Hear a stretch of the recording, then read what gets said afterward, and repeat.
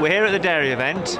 It's full, it's buzzing, but as ever, there's a question mark about whether the industry has a real, genuine, sustainable future. As things are at the moment, a dairy farmer in most cases needs to sell every litre of milk he produces to a buyer and serve a 12-month notice if he wants to change his buyer. In the meantime, of course, the price is set by that buyer to the level he sees fit and can be changed at any time. Therefore, not only is a farmer committed totally for a minimum of 12 months, during that 12 months period, the buyer can go out and undercut or promote or do whatever he likes to build his business or to promote his product at the farmer's expense, because the farmer basically gets what's left once the processor has protected his margin. And the difficulty is, if you were looking in the marketplace a year, 18 months ago, when things were really good, and decided to change milk buyer, by the time you've served your notice, you arrive at a situation today where actually you might find it difficult to find a buyer at all. So there fundamentally needs to be a change. We've got a contract in place for our 1,500 farmers currently, which is negotiated by farmers, for farmers, with Arla the buyer. There is the ability for us always as a group of farmers to open negotiations with Arla on contract issues if we feel there's a need to. We do look at the contract on a regular basis, and over the years we have changed and updated it. But currently we're happy as farmers that our contract addresses the needs that we've got as milk producers, and currently there's nothing on the agenda that we're wishing to change. If you look at the technical aspects of a contract, most contracts are incredibly long. There's usually 3 or 4 sentences where one would do, simply to cover every angle. Yet when I look at the technical aspects of the contract, there is nothing to cover the method of milk sampling. There is nothing to indicate what test is used for antibiotic in milk. There is nothing to tell the farmer how the calibration of his milk when it's loaded onto the tanker, how that method of calibration is tested. I'm sure they are, but all those things should be in the contract. On a technical side, we would want to see standardization of sampling, of testing, and of volume metering, all stated on the contract. That should have been done years ago. Okay, now you have spoken earlier at the event about the amount of milk being imported. Can you just tell me a little bit more about that and why you think it's happening? I think Britain is actually short of milk in some cases at the moment. Some companies have got contracts to fulfil that they haven't got enough milk to fulfil at the moment. So milk is coming in. It's been coming in from Southern Ireland and certainly France.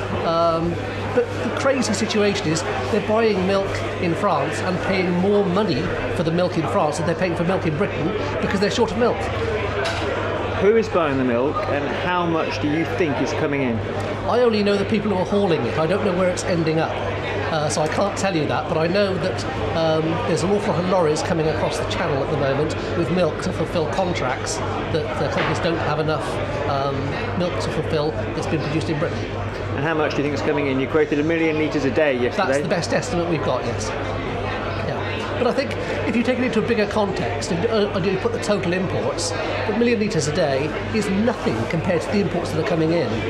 We're importing 400,000 tonnes of cheese. That's 4 billion litres of milk a year.